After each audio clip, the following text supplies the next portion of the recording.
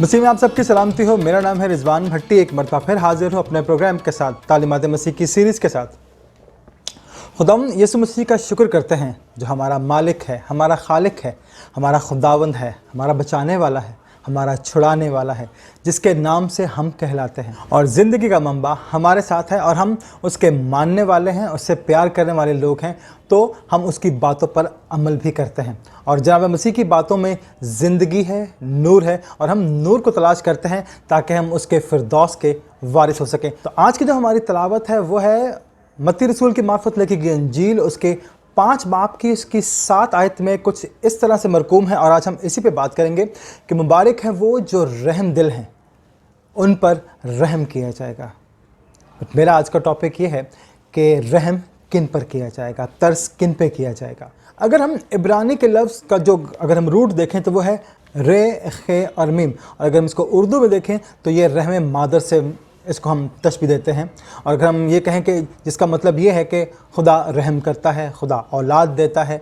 अगर हम एक औरत की बात करें तो वो 9 माह 10 दिन एक बच्चे को अपने पेट में रखती है, अपना दूध पिलाती है, उसे अपने खून से सेंचती है और वो बच्चा इस दुनिया में आता है तो वो उसे बहुत प्यार करती है। वो जैसा भी हो, माँ अपने बच्चों से बहुत प्यार करती है, किसी भी कौम से हो वो बहुत प्यार करती है। इसीलिए 9 माह 10 दिन तक अपना खून पिलाती है, अपना दूध पिलाती है। इसी तरह से बढ़ता चला जाता है और माँ का प्यार उससे और ज़्यादा बढ़ता चला जाता है। बल्कि ऐसा भी होता है कि माँ उस बच्चे की जब शादी करती है तो वो उसकी बहू को कबूल नहीं करती, क्योंकि उसका प्यार और उसकी मोहब्बत जो पहले दिन से है लेकर अब तक है वो बढ़ जाता है। तो ये बंटवारा माँ को रहम मादर में पसंद नहीं आता कि मैं तो इसको इतनी मुश्किल से पाला था, मैंने इसको इतनी मुश्किल से चलना सिखाया, इसके साथ प्यार किया, हर चीज़ की, और आज मुझसे जुदा करने के लिए कोई आ गया।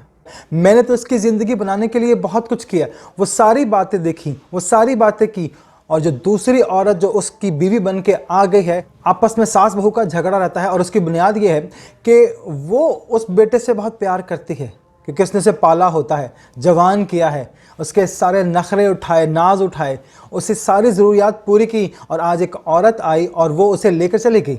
मैं कहाँ जाऊँ, मेरा क्या, ये सोच है। और ये जो सोच है रहम मादर की, जो सोच है वो रहम दिल है।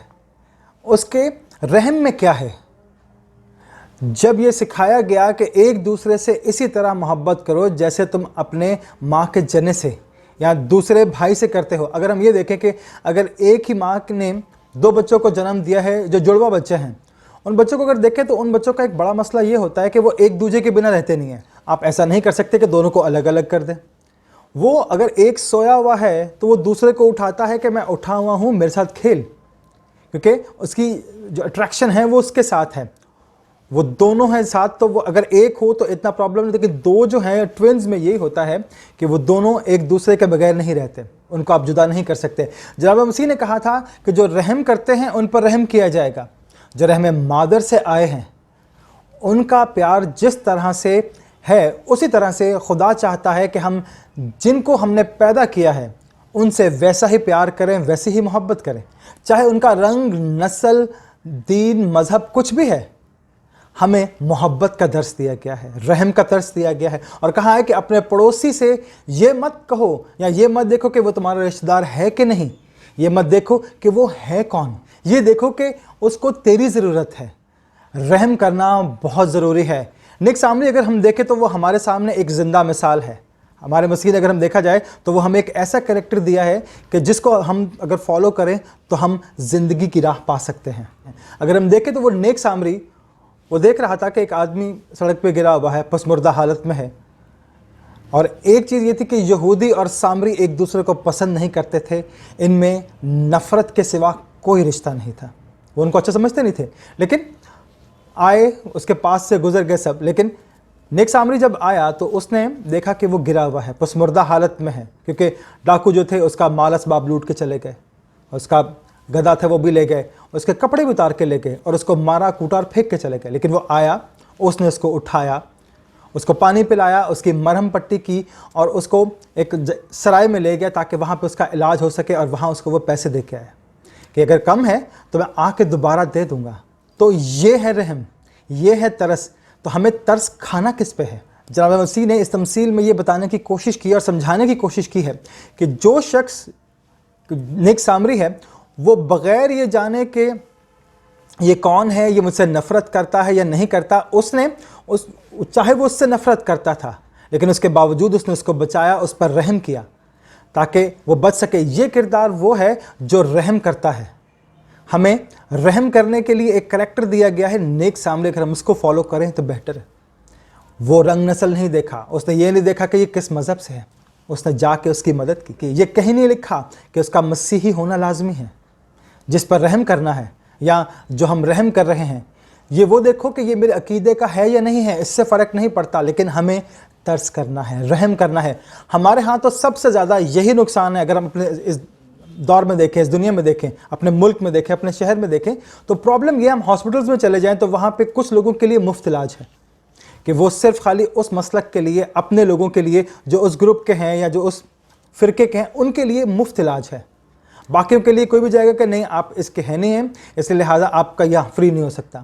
تو مسیح نے یہ دکھایا اور سکھایا بھی یہی ہے کہ یہ نہیں دیکھنا کون ہے، رنگ نسل مذہب نہیں، انسانیت، رحم، ترس، محبت، کہ اگر تم یہ کرو گے تو تم فردوس کے وارث ہو گئے۔ جب ہم کسی پر رحم نہیں کرتے تو ہم پر بھی رحم نہیں کیا جائے گا۔ خدا ان لوگوں پر رحم کرے گا جو دوسروں پر رحم کرتے ہیں۔ اسی طرح کا پیار ایک دوسرے کے ساتھ کرنا، جیسے ماں اپنے بچوں کو پیدا کرتی ہے، ان سے پیار کرتی ہے، اسی طرح ہمیں دوسروں سے بھی محبت کرنی ہے، پیار کرنا ہے۔ اگر ہم پنجابی کی ایک مثل دیکھیں تو وہ یہ ہے کہ ہم سائے ماں جائے، یعنی کہ جو ہمارے پڑوسی ہیں وہ ہماری ماں کی طرح ہیں، ہمارے بہن بھائیوں کی طرح ہیں، ہم سے محبت کرنے والے ہیں، ہمارے عزیز ہیں، ہمارے رشتہ دار ہیں۔ کسی فرقے نسل کا ہم نے وہ نہیں کرنا، ہمیں صرف پیار کے لیے کہا گیا۔ اس سے ایسے پیار کرو جیسے ماں کے جنے ہوئے سے دو بیٹے ہوتے ہیں۔ یہ سکھایا، یہ تعلیم ہمارے لیے ہے کہ ہمیں اپنے پڑوسی سے پیار کرنا ہے۔ وہ جیسے ہماری ماں کا پیدا کیا ہوا ہے، ہمارا بھائی ہے، ہمارے ساتھ ہے، ہمارے ساتھ رہنا چاہتا ہے۔ بہن بھائی کا رشتہ جو ہوتا ہے وہ دیکھ لیں، لیکن اگر آج کے دور میں دیکھیں تو بہن بھائیوں کے آپس میں نہیں بنتی، صرف لوٹ مار کا سلسلہ چل رہا ہے۔ یہ ساری چیزیں ہمیں محبت، ترس کھانے سے دور لے کے جا رہی ہیں، جو ہمیں خداوند سے دور لے جا رہی ہیں، خدا کی تعلیم سے دور لے جا رہی ہیں۔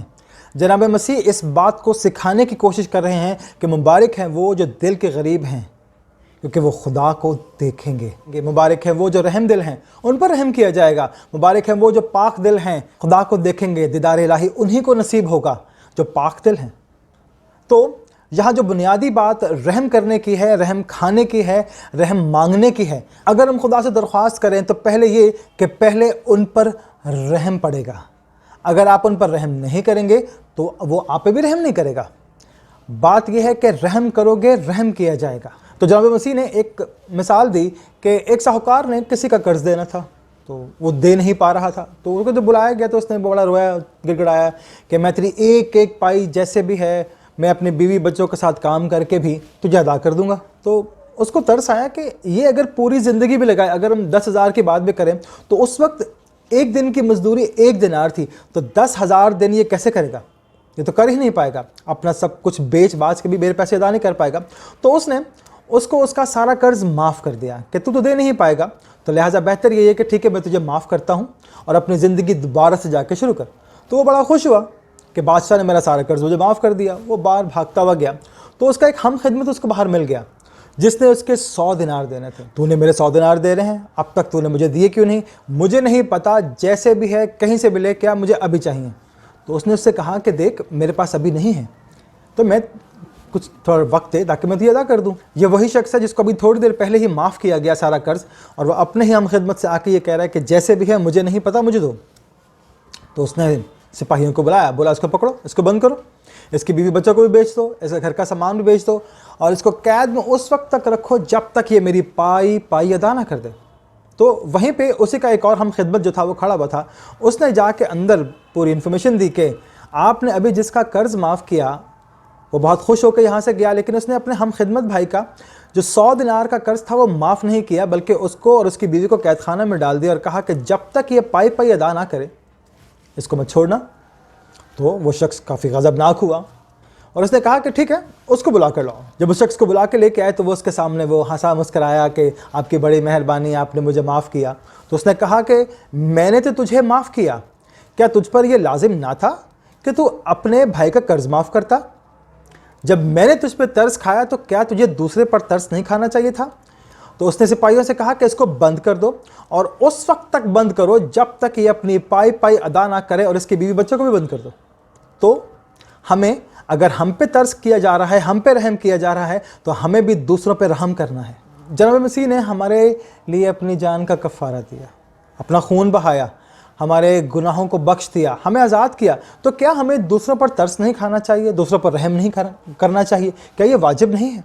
अगर हम ऐसा नहीं करेंगे तो हम बहुत बड़ी गलती कर रहे हैं, हमें उसकी सज़ा ज़रूर मिलेगी। जनाब मसीह ने फरमाया कि अगर तुम रहम करोगे तो तुम पर भी रहम किया जाएगा। अगर हम दुआए रुबानी देखें, और जब दुआए रुबानी हमें सिखाई गई तो उसमें कहा गया था कि दूसरों को माफ़ करना, दूसरों को माफ़ करना हमें सिखाया गया ताकि हम दूसरों के गुनाह माफ़ कर सकें।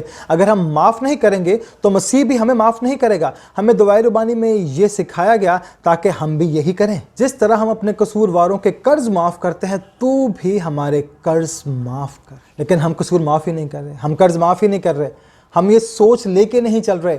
बाज़ औक़ात तो हम दुआए रुबानी में ये लाइन पढ़ते ही नहीं, हम छोड़ देते हैं कि हमें इस पर अमल करना पड़ेगा। अगर हम ये पढ़ेंगे तो हमें अमल करना पड़ेगा, वरना हमें सज़ा मिलेगी। जनाब मसीह कह रहे हैं कि जो रहम करते हैं उन पर रहम किया जाएगा, और बाकी लोग ये उम्मीद ना रखें, क्योंकि ये वाज़ेह है कि हमें एक दूसरे से प्यार करना है, वाजिब है। जनाब मसीह की खूबी ये थी कि वो हमेशा वो ये कहते थे कि मेरा बाप जो है वो नेक व बद दोनों पर सूरज चमकाता है, यकसा बारिश बरसाता है, यकसा उनकी फसलों को उगाता है, सेहत तंदुरुस्ती यकसा अता करता है। तो हम इसमें तफरीक क्यों करें, हम ये क्यों कहें कि हमने उस पर तरस नहीं खाना? जनाब मसीह ने एक मिसाल, एक करैक्टर हमको दिया जो नेक सामरी है, और वाज़े ये कहा गया, जनाब मसीह ने वाज़े ये बताया कि नेक सामरी वो बंदा है जो निकला। सामरी है, यहूदी उसे पसंद नहीं करता, नफ़रत करता है, एक दूसरे को पसंद नहीं करते, और कोई मोहब्बत, कोई भाईचारा नहीं। यहाँ तक ये है कि अगर सामरी आगे जा रहा है और हवा का रुख उस तरफ से आ रहा है और उसके पीछे कोई यहूदी खड़ा हुआ है, तो अगर हवा सामरी को छू के यहूदी तक गई है तो वो समझता था कि मैं नापाक हो गया हूँ। तो यहाँ तक नफ़रत है दोनों में। इस वाक़े में जो शख्स ज़मीन पर पसमुर्दा हालत में गिरा हुआ है, उसका गदा भी ले गए, उसके पैसे भी ले गए, उसके कपड़े भी उतार के ले गए, बस वो पसमुर्दा हालत में छोड़ के चले गए, देखा भी नहीं कि ज़िंदा है या मर गया। एक सामरी वहाँ से गुजरा, उसने देखा, उसने उसकी तीमारदारी की, ज़ख्मों को साफ़ किया, फिर उसकी पट्टी की, उसको कपड़े पहनाए, अपने गधे पर बिठाया और चला गया। लेकिन अगर उस बंदे को होश आ जाता और वो उस सामरी को कभी भी हाथ नहीं लगाने देता और कहता कि मैं मरता हूँ, मुझे मरने दे, लेकिन उसकी सोच ये नहीं थी सामरी की। सामरी की सोच ये थी कि उस पर रहम है, कि उसके दिल में रहम है, वो रहम करना जानता है, तो उसने उस पर रहम किया, तरस खाया। अगर वो भी उसको मरने के लिए छोड़ देता कि ये तो यहूदी है, नहीं, वो रुक गया वहाँ। मसीह ने कहा कि ऐसा किरदार बनो कि हमें ये बनना है, नेक सामरी बनना है। तो परवरदिगार हमें नेक सामरी बनने की तौफीक अता फरमाए और दूसरों पर रहम करने की तौफीक अता फरमाए। आमीन।